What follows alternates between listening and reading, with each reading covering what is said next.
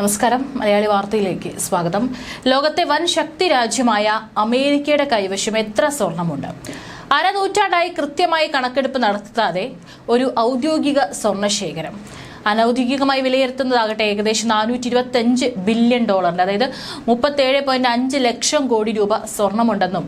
എന്നാൽ ആ നിലവറയിൽ സ്വർണം ഇപ്പോഴുമുണ്ടോ അതോ കാണാതായോ? എവിടെയാണ് സൂക്ഷിച്ചിരിക്കുന്നത്? ആ സൂക്ഷിപ്പ് കേന്ദ്രത്തിന് ചുറ്റും എത്ര ശക്തമായ സുരക്ഷാ വലയം തീർത്തിട്ടുണ്ടാകും?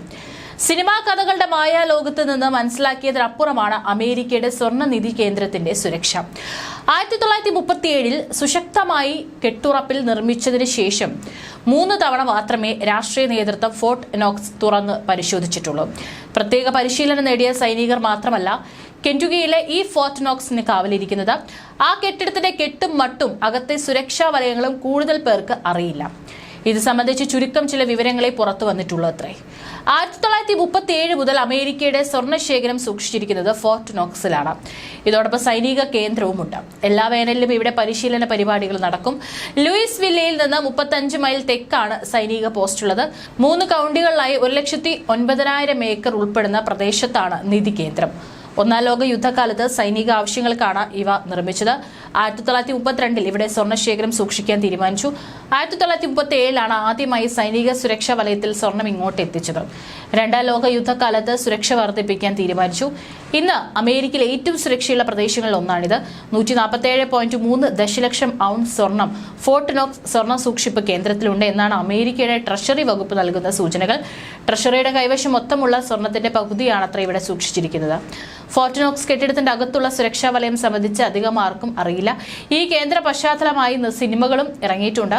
സ്വർണം സൂക്ഷിച്ച അറകൾ തുറക്കുന്നതിനുള്ള എല്ലാ നടപടികളും പൂർണ്ണമായി ഒരു വ്യക്തിക്ക് അറിയില്ല. ഇവ സംബന്ധിച്ച് പൊതുവെ അറിയുന്ന കുറച്ച് കാര്യങ്ങളേ ഉള്ളൂ. 16,000 അടി ഗ്രാനൈറ്റ് ഉപയോഗിച്ചാണ് നിർമ്മിച്ചത്. 4,200 ക്യൂബിക് യാർഡ് കോൺക്രീറ്റ് ചെയ്തിട്ടുണ്ട്.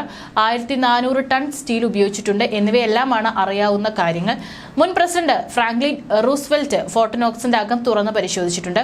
സ്വർണം എടുത്തു മാറ്റപ്പെട്ടു എന്ന കിംവദന്തി പരന്ന വേളയിൽ സംശയ ദൂരീകരണത്തിന് വേണ്ടി 1974 ട്രഷറി വകുപ്പ് വീണ്ടും തുറന്നു. ഒരു സംഘം മാധ്യമപ്രവർത്തകരും എംപിമാരും ഉൾപ്പെടുന്ന സംഘമാണ് അന്ന് പരിശോധിച്ചത്. മൂന്നാമത് പരസ്യമായി തുറന്നത് 2017 ട്രഷറി സെക്രട്ടറി സ്റ്റീവ് ന്യൂക്കിന്റെ നേതൃത്വത്തിലുള്ള സംഘത്തിന് വേണ്ടിയാണ്.